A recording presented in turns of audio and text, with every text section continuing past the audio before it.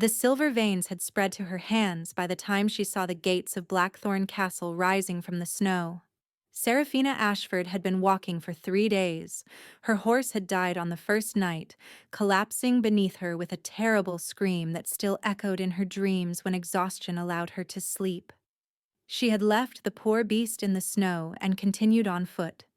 One hand pressed to her swollen belly, the other clutching the heavy fur cloak she had stolen from an abandoned hunting lodge on the second day. It was the only thing keeping her alive. She was dying. She had known it since the moment Cassian spoke the words of rejection, since she felt the bond between them shatter like glass and begin to poison her from within. The healers in her village had tried everything. Herbs that made her vomit for hours, rituals that left her weaker than before, prayers to the moon goddess that went unanswered, no matter how desperately she begged. Before she fled, she had managed to send a single letter to her sister, scrawled in shaking hand, "I am going north, to the king. It is my only chance. Nothing could heal a rejection this severe except a new bond. And not just any bond. The damage was too deep, the poison too advanced. Only an alpha of tremendous power could hope to save her now, could burn away the sickness that was consuming her from within. There was only one such alpha in the kingdom. The gates loomed closer with every staggering step. Guards in black and silver stood watch, their breath forming clouds in the frigid air. They were looking at her now, she realized, looking at the pregnant woman crawling toward them through the snow, silver lines tracing patterns beneath her skin like frost on glass, like poison made visible. 20 feet from the gates, her legs gave out. She fell to her knees, then forward onto her hands. The cold bit through her worn gloves, numbing fingers that had already lost most of their feeling. Her belly hung heavy beneath her, the child within growing still as her own life force drained away. She had perhaps 2 days left. Maybe 3, if she was lucky. She had never been lucky. One hand reached toward the gates, trembling, desperate. The guards were speaking to each other now, voices raised in debate. She could not hear the words over the rushing in her ears, but she knew what they were saying. She bore no house colors, carried no papers. Could be anyone, anything. A spy, an assassin, a nobody dying in the snow. The gates began to open. A young guard named Tobias, barely more than a boy, slipped through the gap and ran toward her. His face was pale with shock as he took in the silver veins mapping her skin, the swollen curve of her pregnancy, the death that clung to her like a second shadow. She managed 5 words before darkness claimed her. "I need the Alpha King." She woke to warmth and the smell of healing herbs. For a moment she thought she had died. The afterlife, if the stories were true, was supposed to be a place of comfort and peace. This felt like comfort. This felt like peace. It felt like surrender after so long fighting, after so many days of putting one foot in front of the other through snow and wind and despair. Then the pain came rushing back, and she knew she was still alive. A woman's face appeared above her, lined and weathered, framed by iron-gray hair pulled back in a practical braid. Brown eyes examined her with clinical efficiency, the gaze of someone who had seen too much death to be surprised by anything anymore. "You're awake. Good. I was beginning to wonder if we'd lost you already." "Where?" Seraphina's voice cracked, her throat raw from the cold and the screaming she did not remember. "Where am I?" "Blackthornne Castle, the healer's wing." The woman pressed a hand to Seraphina's forehead, frowning at whatever she felt. "My name is Morella. I've been keeping you alive for the past 6 hours, which has not been easy, I assure you. You were speaking in your fever, saying a name, over and over, Cassian Ravenscar." Memory flooded back. The gates, the snow, the words she had spoken before collapsing. The desperation that had driven her across 3 days of frozen wilderness with nothing but a dying horse and a stolen cloak. "The king!" she gasped. "I need to see the king." "I'm aware. You've said it several times in your fever." Morella's hands moved to Serafina's wrist, checking her pulse with practiced fingers. "The king has been informed of your presence.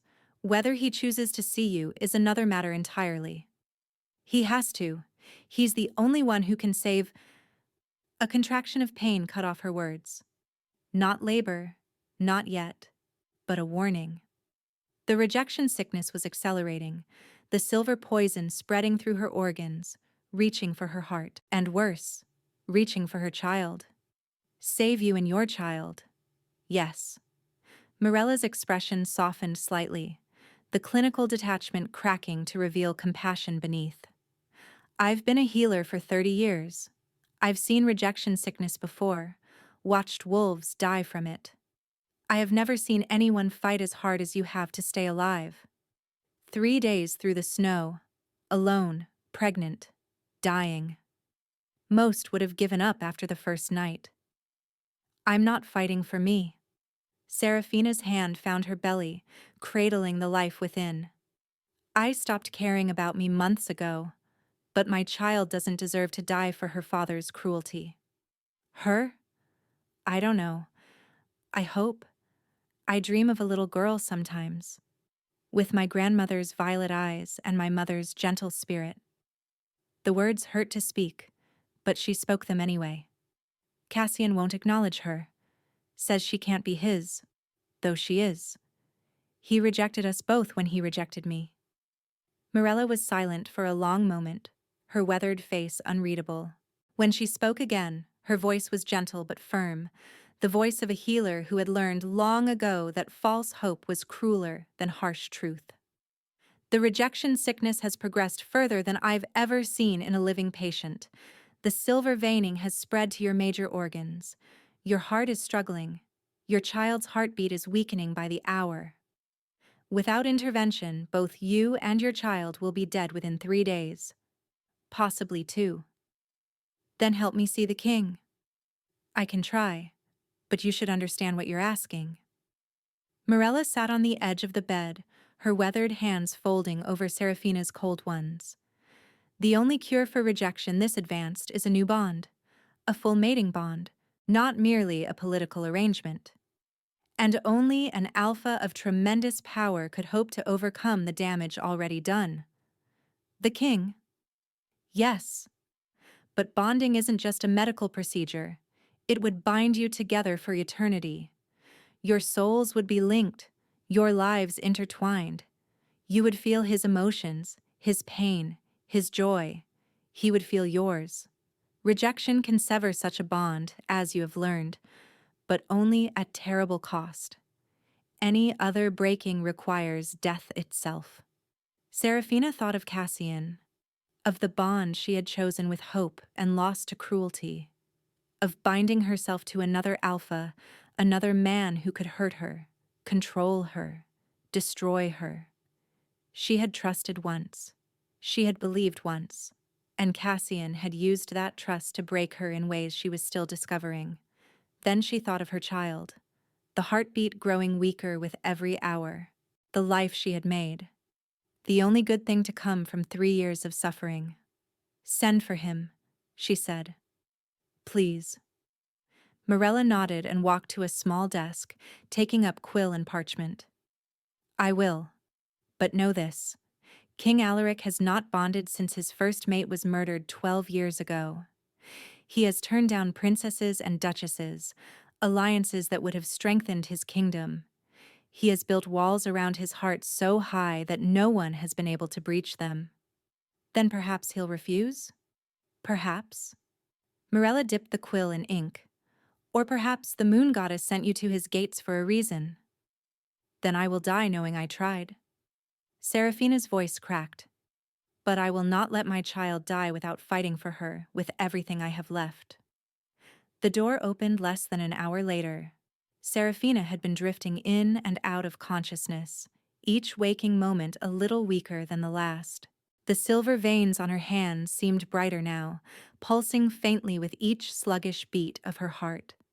She could feel death circling, patient and inevitable, waiting for her strength to finally give out. But when the heavy footsteps approached her bed, she forced her eyes open. The man who stood in the doorway was not what she had expected. She had heard stories of the immortal king, the alpha who had survived 17 assassination attempts and 3 wars, who had ruled for 15 years without taking a new bond after his first was murdered. She had imagined someone hard and cold, carved from the same ice that covered his northern kingdom. A statue of a man, perfect and untouchable. The reality was different. He was tall and broad-shouldered, with hair the deep black of a raven's wing, streaked with silver at the temples. His eyes were pale gold, wolf-bright even in human form, catching the candlelight and holding it. A jagged scar ran from his right temple to his jaw, stark against weathered skin, a reminder of violence survived. But it was the weight in those eyes that stopped her breath, the grief, old and deep, that he carried like armor against the world. He had lost someone, lost them badly, and he had never recovered. He looked at her, and she looked at him, and something passed between them that she could not name. "You're the king," she whispered. "Not a question." "I am." His voice was low and rough, like stones grinding together. "And you are dying." "Yes." "You came to my gates to ask me to save you." "Yes." He crossed the room in 3 strides, stopping beside her bed. Up close, she could see the lines around his eyes, the tension in his jaw. He was not as old as she had expected. Perhaps late 30s, though he carried himself like someone far older, like someone who had seen too much, survived too much, lost too much. "Why should I save you?" The question was brutal, direct, stripped of any kindness. "You are no one. You have no political value, no strategic importance. Saving you would mean bonding with you, binding my life to a stranger's for eternity. Give me one reason why I should take that risk." She should have been afraid. A week ago, she would have cowered from that tone, that intensity. Cassian had taught her to cower. Cassian had spent 3 years teaching her that she was worthless, nothing, that no one would ever want her, that she should be grateful for whatever scraps of attention he deigned to give. But she was dying, and the dead have nothing left to fear. "Because you can," she said, her voice barely a whisper. "Because no one else will." She paused, gathering her strength for words that cost her everything. "Because I believe there is still something in you that wants to." His gold eyes widened slightly. Through the haze of her illness, she saw something crack in his expression. A fissure in the ice. "You presume to know me?" "I presume nothing."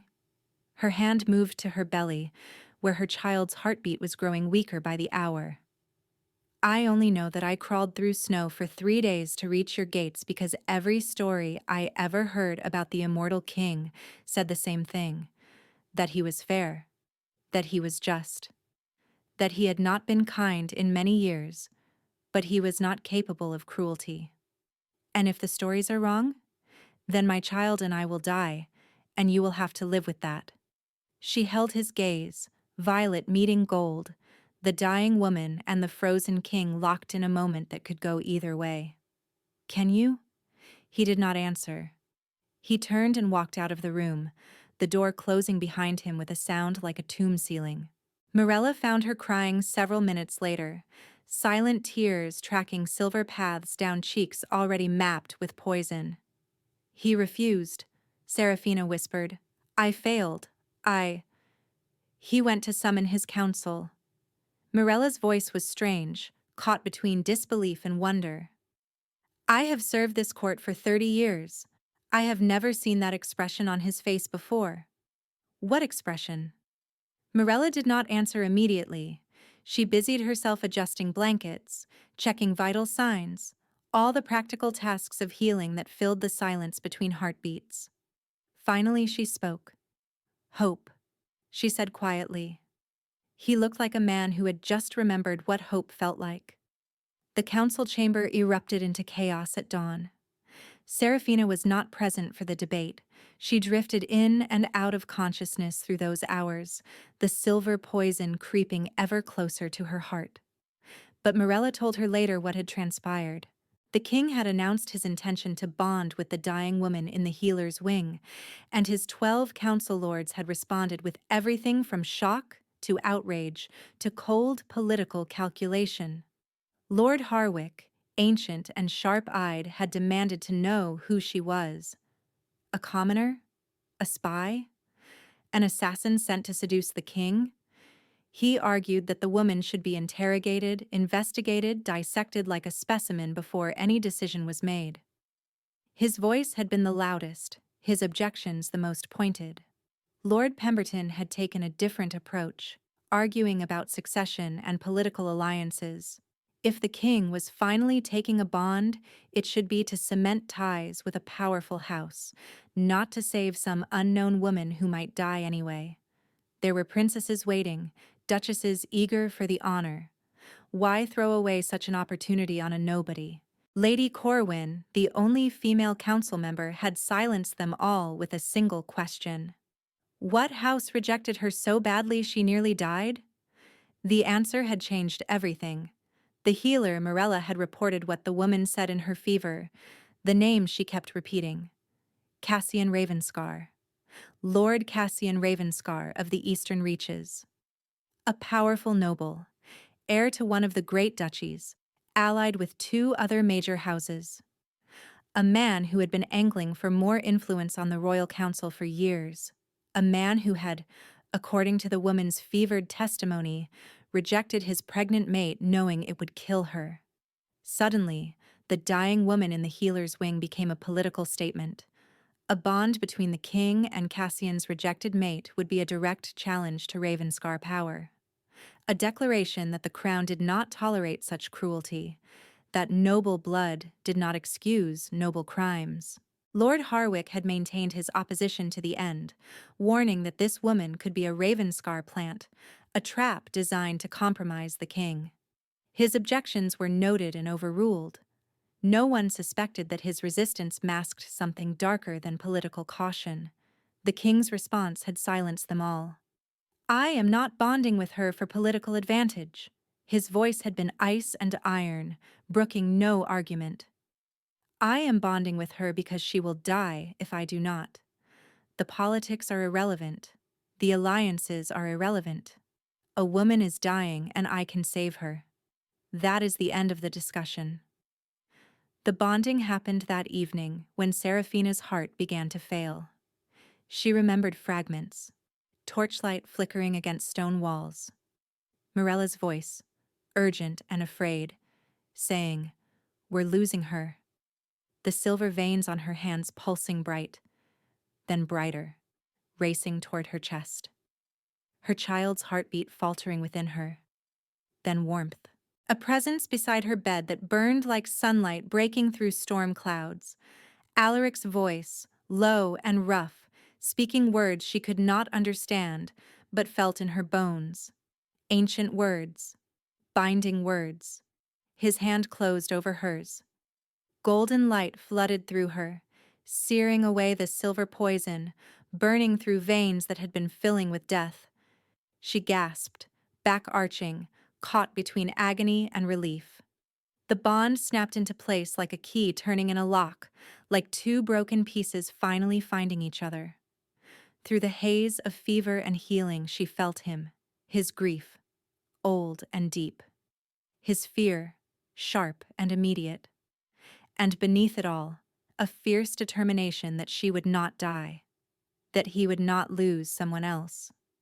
She tried to speak, to thank him, but consciousness slipped away before the words could form. She dreamed of golden light holding back silver shadows, and when she woke, she was alive. Thessaly arrived 2 days later. Serafina woke to find her sister standing in the doorway, road-worn and wild-eyed, her normally elegant composure shattered beyond recognition. Thessaly was 4 years older, with darker blonde hair and the same violet blue eyes. her features sharper, her manner fiercer. She had always been the strong one, the protective one, the one who fought when Serafina could only endure. She had received Serafina's letter and ridden 3 horses to death in her desperate pursuit, following the northern road to Blackthornne Castle as her sister had written. The evidence of that journey was written across her face in exhaustion and fear. She crossed the room and gathered Serafina into her arms, careful of the pregnancy, shaking with sobs that had been held back for days. "I didn't know," Thessaly gasped. "He kept you so isolated. I didn't know you were pregnant. I didn't know he was hurting you. I didn't know—" "How could you?" "I didn't tell anyone." Serafina's voice was weak but steady. "I was ashamed. I thought it was my fault. He told me it was my fault, every time, and I believed him. Nothing he did was your fault. Nothing." Thessaly pulled back, gripping Serafina's shoulders with fierce intensity. "I've been investigating him for months, ever since you stopped answering my letters. I have evidence. Letters he wrote bragging about how he controlled you. Testimony from servants he dismissed when they tried to help you. The child is his, no matter what he claims. And what he did to you, the rejection, it was attempted murder. He knew it would kill you. He planned it. He wanted it to kill me." The words tasted like ash. "He couldn't bear that I might want anyone else. Couldn't bear that I might leave him, even though he treated me like property. If he couldn't have me completely, no one would have me at all." Thessaly's expression hardened into something dangerous, something that promised vengeance slow and terrible. "Where is he now?" "I don't know. I don't care." Serafina touched her belly, where the baby had begun to move again since the healing started, weak flutters that felt like hope. "I only care about surviving. About my child surviving. The king's bond can save you. It already has. He bonded with me 2 days ago while I was barely conscious. Morella says it saved my life." She looked at her sister with exhausted eyes. "I am bound to another alpha now. Another man who could hurt me, control me, destroy me like Cassian did." "Is he like Cassian?" Morella answered from the doorway. "No. He is nothing like Cassian." Both sisters turned to look at the healer. "I served Queen Helena," Morella continued quietly, "the king's first mate. I was there when she died. I watched what it did to him. He closed his heart afterward, built walls so high no one could reach him. He has been stoned for 12 years, frozen in his grief, unable to move forward." "That doesn't sound comforting," Thessaly said, "but the man behind those walls is not cruel. He is not controlling. He is wounded." Morella held Serafina's gaze with quiet certainty. "And wounded things can heal, given the right care." Serafina thought of the king's gold eyes, the grief he carried like armor, the crack she had seen in his expression when she spoke of hope. She thought of the way he had listened to her, truly listened, as Cassian never had. "Then I will try," she said, "for my child's sake, if not my own." The first week of recovery was strange and disorienting. Serafina's strength returned rapidly with the bond in place. She could walk again, could eat, could feel her child moving healthy and strong inside her. The death that had clung to her like a shadow was gone, burned away by the golden light of the bond. But the bond itself was a constant presence. She could sense Alaric at all times, a warmth in the back of her mind that never quite faded. When he was near, the sensation intensified. When he was far, it dimmed but never disappeared. She caught glimpses of his emotions without meaning to. Wariness, fascination, and beneath it all, a grief so old and deep it took her breath away. He visited her each evening, duty wrapped in awkwardness, formality covering uncertainty. He asked about her health, her comfort, whether she needed anything. She thanked him for saving her. Neither knew what else to say. They were bonded but strangers, legally mated but emotionally distant. Connected by magic but separated by walls neither knew how to breach. One evening, Thessaly watched him leave and turned to Seraphina with frustration written across her face. He saved your life. The least he could do is speak to you like a person instead of a diplomatic incident. He's afraid.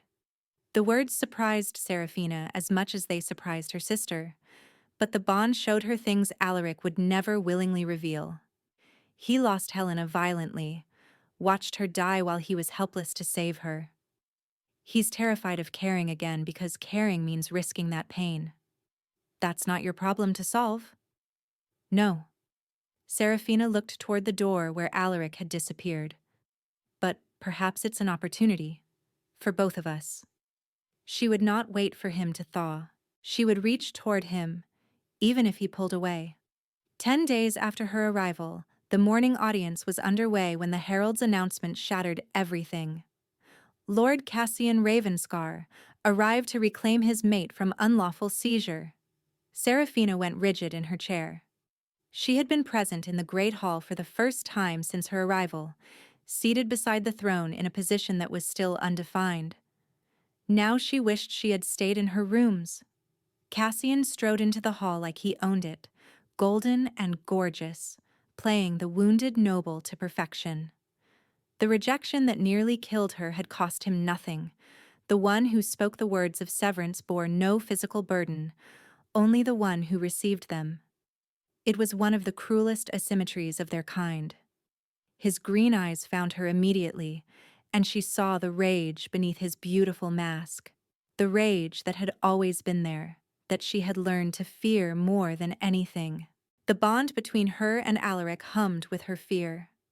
He felt her terror spike, and with it came a flood of memories she could not contain. Cassian's face twisted with fury, his hand connecting with her cheek, his voice telling her she was worthless, nothing, that no one would ever want her. Alaric's hand tightened on the arm of his throne. My mate was taken from me, Cassian declared to the assembled court, bonded to another without my consent. I demand her return. Some nobles murmured in sympathy. Seraphina felt sick. Then the king rose, and the hall fell silent. Lord Ravenscar. Alaric's voice was cold as northern ice. You rejected your mate. You severed the bond knowing it would kill her. She came to my gates dying, and I saved her life. What, precisely, are you reclaiming? Cassian smiled, all wounded nobility. A misunderstanding, Your Majesty. A private quarrel between mates that she chose to dramatize. I never intended her harm. Then you will not object to testimony. Alaric gestured, and a side door opened. 3 figures entered. A gray-haired woman in servant's clothes, a young man with a healer's bag, and a middle-aged man whose fine clothes had seen better days. Seraphina recognized them all. Martha, who had tended her rooms and been dismissed for bringing her extra food. Willem, the healer who had tried to treat her bruises and been sent away. Lord Ashworth, a minor noble who had witnessed Cassian strike her at a garden party and been threatened into silence. One by one, they testified. Martha described the sounds she heard through walls, the blood she cleaned from floors, the locks installed on Seraphina's doors from the outside. Willem detailed the injuries he had treated. Broken ribs, a dislocated shoulder, bruises in the shape of hands around her throat. Lord Ashworth, his voice shaking, recounted what he had seen and what Cassian had promised would happen to his family if he spoke. With each testimony, Cassian's mask slipped further. His smile grew brittle, his hands clenched at his sides. Lies, he said, when the last witness finished. Servants paid to slander me, a disgraced lord seeking revenge. And the letters? Thessaly stepped forward from the gallery, a bundle of parchment in her hands. The letters you wrote to your brother, bragging about how you had broken her, how she was too afraid to even look at another man, how you had taught her exactly where she belonged. She held them up. Your own handwriting, Lord Ravenscar. Your own words. Cassian's composure shattered. He turned on Seraphina, forgetting the court, forgetting the witnesses, forgetting everything but his rage. "You were mine," he snarled. "Mine to discipline, mine to control. Everything I did because you needed to learn your place." He stopped. The silence in the hall was absolute. "Continue," Alaric said softly. "Tell us more about her place." But Cassian had finally realized what he had revealed. His face went white. Seraphina stood. Her legs shook, but she stood. "I am not your property, Cassian." Her voice carried across the hall, steady when it should have shattered. "I never was, and I am not returning to you." Cassian's beautiful face twisted with fury. He invoked an ancient law, the right of a rejected mate to challenge the new bond holder for possession. Combat until submission or death. Lady Corwin's voice cut through the murmurs. "You invoke the law of rejected mates? You did the rejecting, Lord Ravenscar. That law protects those who were abandoned, not those who abandoned." Cassian smiled, cold and practiced. "The law speaks of rejection, my lady. It does not specify who spoke the words. The bond was severed. I am the aggrieved party." It was a twisted interpretation, and everyone knew it, but Alaric's response surprised them all. "Accepted." But Seraphina felt something through the bond, a flicker of fear, a flash of memory. Another challenge, another time. Helena dying not in combat but from assassins who took advantage of the chaos. She grabbed his arm before she could stop herself. "He wants you distracted," she said quietly. "He has a plan. This challenge is only the beginning." Alaric looked at her, truly looked. "You see that clearly? I feel it. Through you. Your instincts are screaming that something is wrong." Trust, new and fragile, flowed between them like warmth through clasped hands. "Very well, Lord Ravenscar. The challenge occurs in 3 days. Until then, you will enjoy my hospitality." Alaric smiled, and it was not kind. Under guard. The next 2 days, Thessaly became a spy. Seraphina's sister had always been the clever one, the one who watched and waited and planned. While Seraphina recovered her strength, Thessaly moved through the castle like a shadow, using her connections among the court ladies to gather whispers and rumors. Seraphina contributed what she could.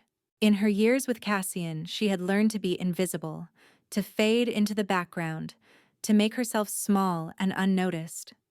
She had thought those skills were marks of shame, evidence of how thoroughly he had broken her.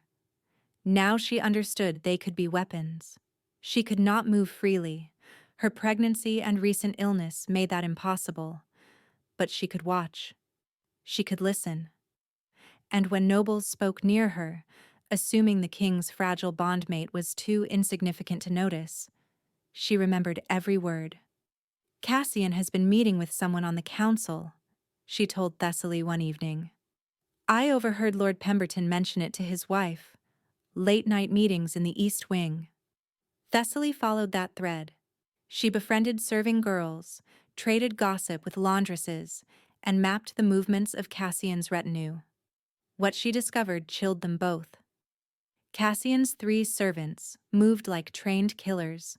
Their hands were too calloused for household work, their eyes too watchful, their positioning always tactical. These were not servants. These were assassins wearing servants' clothes.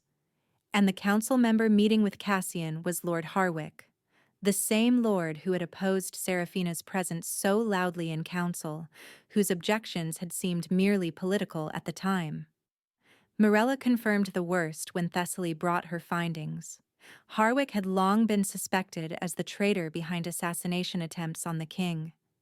His family had lost power when Alaric's father took the throne, and he had been nursing that grievance for decades, waiting for the perfect opportunity to strike. If the challenge created enough chaos, if attention was focused on the combat, if the king was distracted by fighting for his bond. Seraphina brought everything to Alaric that night, in the privacy of his chambers. He listened in silence, and she felt his emotions cycle from disbelief to recognition to cold rage. The bond made his feelings as clear as if they were her own. "Harwick was my father's friend," he said finally. "I've suspected him for years but never had proof." "Now you have suspicion from a woman you barely know." She met his eyes. "Is that enough?" "It's not about evidence anymore." He moved to the window, looking out at the courtyard where the challenge would take place. "It's about the fact that you chose to warn me. You could have stayed silent. Let whatever happens, happen. You owe me nothing. You saved my life. You saved my child's life." She crossed the room to stand beside him. "I owe you everything. The bond saved you. I was merely the instrument. You were more than that." She took his hand. Her choice. Her reaching. "You let me in, even though you were terrified. That was brave. Or foolish. Perhaps both." She squeezed his hand gently. "But I am glad you did." She sensed his walls beginning to crack, years of grief and isolation giving way to something fragile and new. "We face this together then," he said. "We face this together." The day of the challenge dawned cold and clear. Serafina had not slept. She had spent the night with Alaric's captain of the guard, learning the positions of their trusted soldiers, memorizing the faces of those they suspected might be compromised. She had hidden a knife in her sleeve, practicing until she could draw it smoothly despite her trembling hands. Thessaly had tried to convince her to stay in her rooms. "You're pregnant," she had argued. "Let others fight." "Others have failed for years," Serafina had replied. "Harwick has been scheming against the crown since before I was born, and no one has stopped him. I won't let him succeed now. Not when I finally have something worth protecting." The courtyard had been transformed into an arena. Banners snapped in the wind. The entire court gathered to witness what they believed would be simple combat between two alphas fighting for possession of a woman. They did not know about the conspiracy waiting to strike. They did not know about the assassins hidden among them.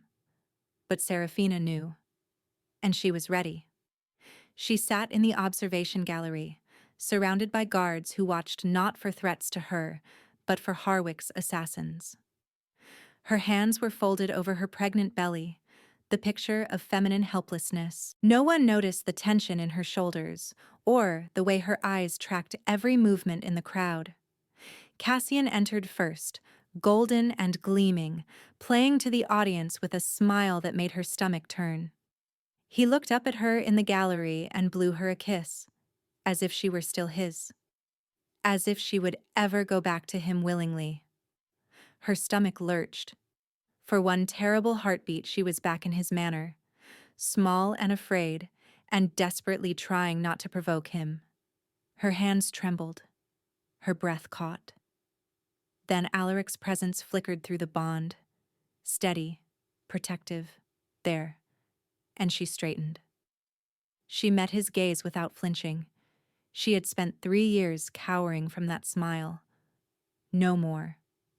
Alaric entered second, dressed for combat rather than ceremony. Black leather and simple steel, practical and deadly. His gold eyes found hers across the courtyard, and she felt the echo of his heart. Determination, growing affection, and fear. Not for himself, but for her. She let her own feelings flow back to him. Faith. Trust. Certainty. The rules were recited. The blades were drawn. The herald stepped back. Combat began. Steel rang against steel, the sound echoing off the castle walls. Cassian fought with flashy aggression, every move designed to impress the watching crowd, to show his prowess, to demonstrate that he deserved to reclaim what had been taken from him. He was skilled, she had to admit. He had trained with the best swordsmen in the kingdom. But Alaric was the immortal king. He had survived 17 assassination attempts. He had led armies in 3 wars. He had buried a wife and kept fighting. Alaric fought with economical precision, wasting no motion, revealing nothing, watching Cassian with the patient eyes of a predator who knew that flashy aggression eventually exhausted itself. The bond carried every sensation to her, each blow, each near miss, each moment of danger. She felt his pain when Cassian's blade sliced his arm. She felt his focus never waver. She also saw the assassins moving through the gallery. She signaled the guards. One of them, Harwick's plant, they had learned, moved toward her instead of toward the assassins. Thessaly was faster. She had positioned herself behind the traitor guard, and when he reached for Seraphina, Thessaly drove a knife into his sword arm. He screamed. The alarm was raised, chaos erupted. The assassins attacked, loyal guards engaged them. Seraphina was pulled back by two soldiers sworn to protect her, but she saw everything. The flash of blades, the spray of blood, the assassins falling one by one to guards who had been warned and were ready. In the arena, Cassian saw his plan crumbling and pressed his attack with renewed fury, trying to end the fight before his advantage was lost. Through the chaos, Seraphina spotted Harwick slipping toward a side door. "There!" she shouted, pointing. "Harwick is escaping!" Two guards broke pursuit. Thessaly was already moving, cutting off his escape route. They cornered him at a side door, his face pale but composed, his hands raised in false surrender. "My lady," he said to Thessaly, his voice smooth as oil. "Surely you understand I was merely protecting myself." Cassian forced my hand. "I had no choice but to—" "You had every choice." Thessaly's knife did not waver. "You chose to conspire with the man who tried to murder my sister. You chose to plot against the king who saved her life. Those were your choices, Lord Harwick." Seraphina reached them, flanked by her guards. 30 years, she said, her voice steady despite her racing heart. "Mirella told me, 30 years of plotting against the crown. How many assassination attempts? How many loyal servants killed?" Harwick's smooth mask cracked. "You know nothing, girl." "I know you're finished." She met his eyes without flinching. "That's enough." The guards subdued Harwick, chains clamping around his wrists as he continued to promise retribution in that same measured, calculating tone. Even in defeat, he refused to break character. Even facing imprisonment, he remained the politician to the end. In the arena, Cassian's plan was in ruins, his allies captured or arrested. He fought without restraint now, beyond rules, beyond reason. He fought to kill. Alaric had taken wounds, a cut to his arm, a slash across his ribs. His pain echoed in her chest. But beneath it, his focus remained absolute. She pushed back. Not skill or strategy, but faith.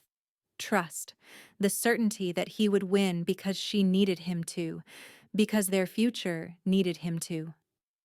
Alaric felt her belief. And for the first time in 12 years, someone believed in him. He disarmed Cassian with a move his weapons master had drilled into him decades ago. The golden sword clattered to the stones. "Yield," Cassian gasped. "I yield. Mercy." Alaric's blade rested against his throat. Seraphina felt the heat of his rage, the desire to end this here and now. But she also felt him pause, felt him choose. "No, you don't get the easy death." Alaric's voice carried across the silent courtyard. "You get judgment, a trial. Every noble house will know what you are. You will live with that shame until the executioner ends it properly." He sheathed his sword and walked away, leaving Cassian kneeling in the dirt. The crowd roared.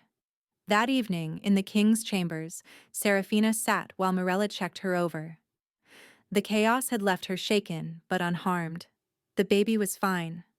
Alaric entered, his own wounds bandaged. He dismissed the servants. "You found them," he said. "You and your sister. You uncovered a conspiracy that had hidden in my court for 30 years. Thessaly did most of the work. I just listened. Watched. You did more than that." He crossed to her, tilting her chin gently to study her face. You saw the assassins move. You raised the alarm. You confronted Harik when he tried to escape. We're even then. No. His thumb brushed her cheekbone, gentle over the bruise. We're partners. The bond hummed between them with new warmth. No longer just a lifeline, but a bridge. I don't know how to do this, she admitted. This bond, this life, any of it. Neither do I. Perhaps we can learn together. She leaned into his touch, the first time she had allowed such closeness willingly. I would like that. She felt his walls continuing to crumble, the ice thawing, the grief making room for something new. Outside, stars appeared over Blackthornne Castle. Inside, a bond that began as necessity was becoming something more. The trials were held within the fortnight. Cassian Ravenscar faced judgment before the assembled nobles, his crimes laid bare for all to witness.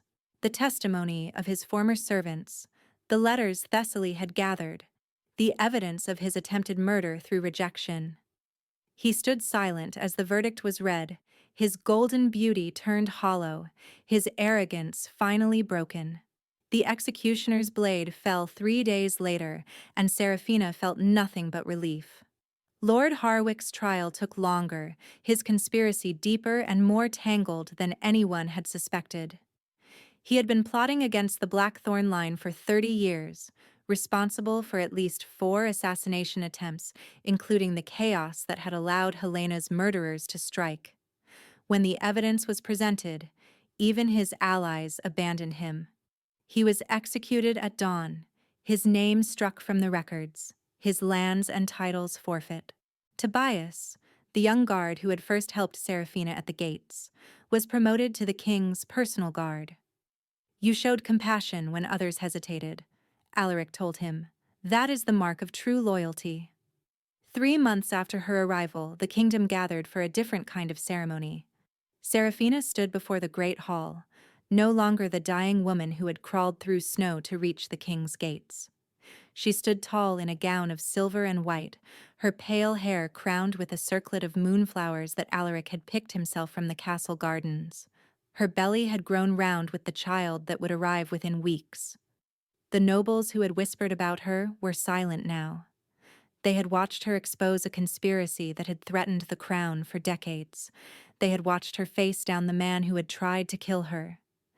They had watched her transform from victim to survivor to partner. Today, they would watch her become queen.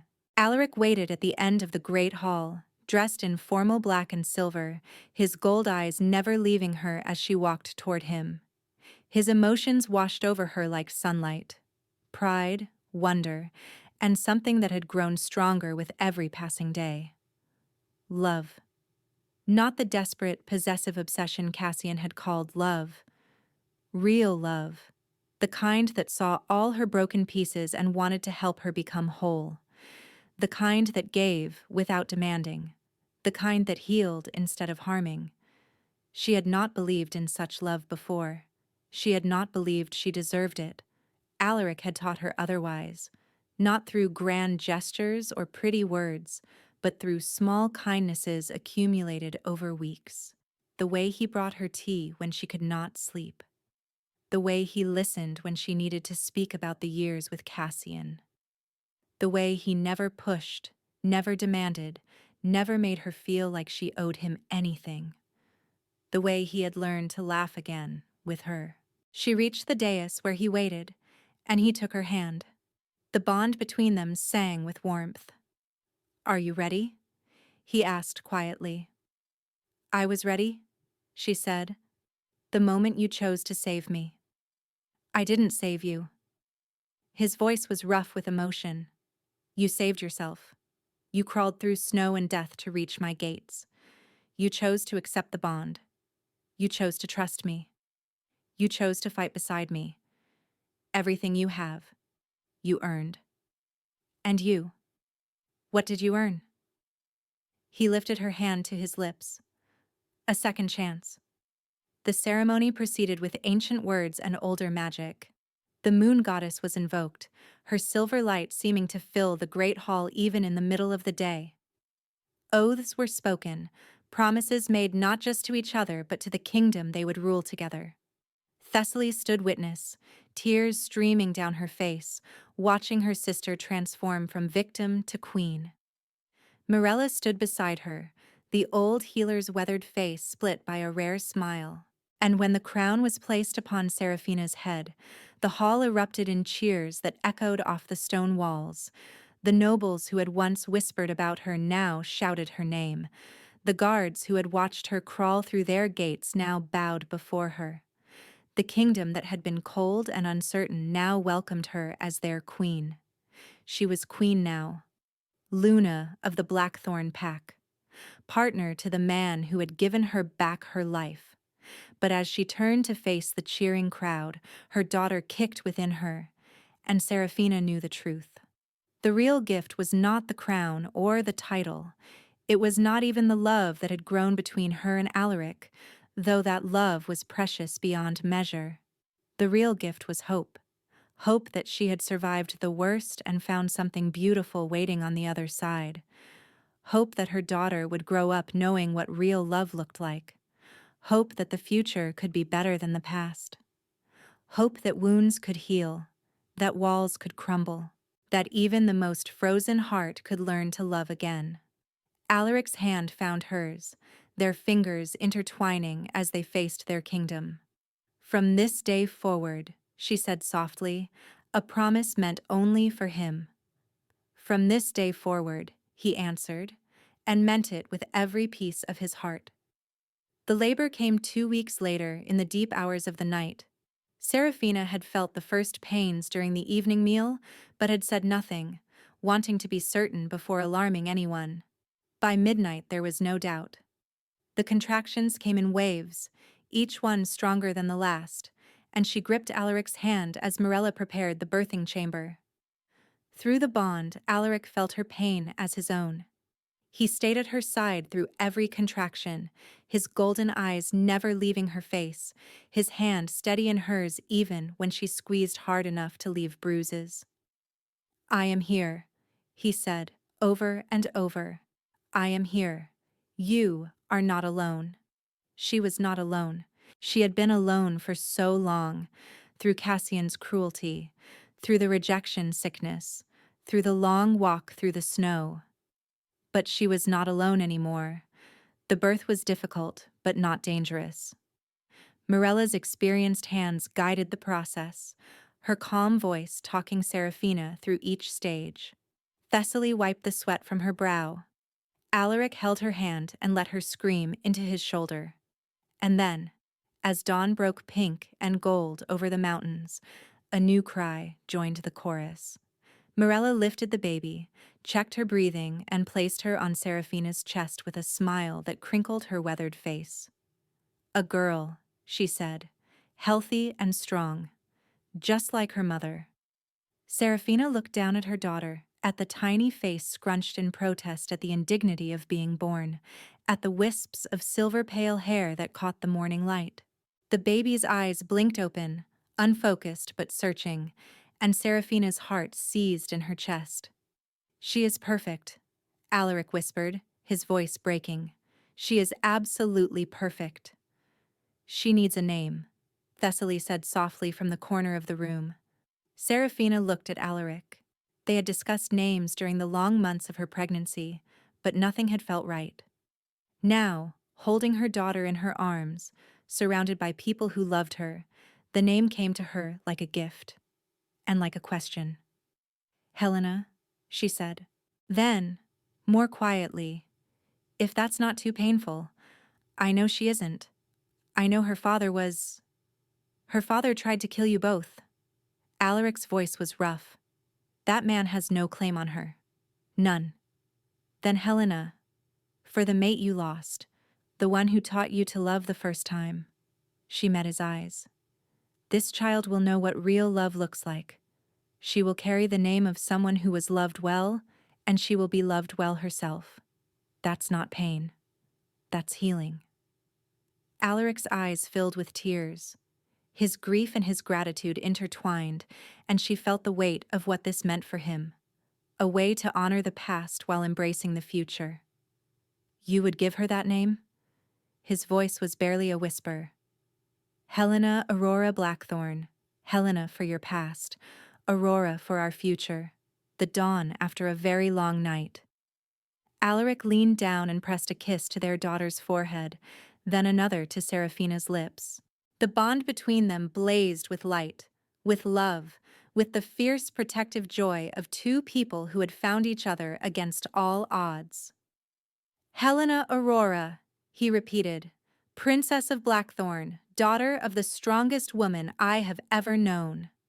The baby yawned and settled against her mother's chest, content and warm and safe. Seraphina laughed through her tears, exhausted and exhilarated and more alive than she had ever been. Welcome to the world, little one, she whispered. We have been waiting for you. In Blackthornne Castle, two wounded people had found their way to each other through darkness and death and despair. They had built something new from the ruins of what came before, not by forgetting the past, but by honoring it while reaching toward the future. Not a fairy tale ending. Something better. A beginning.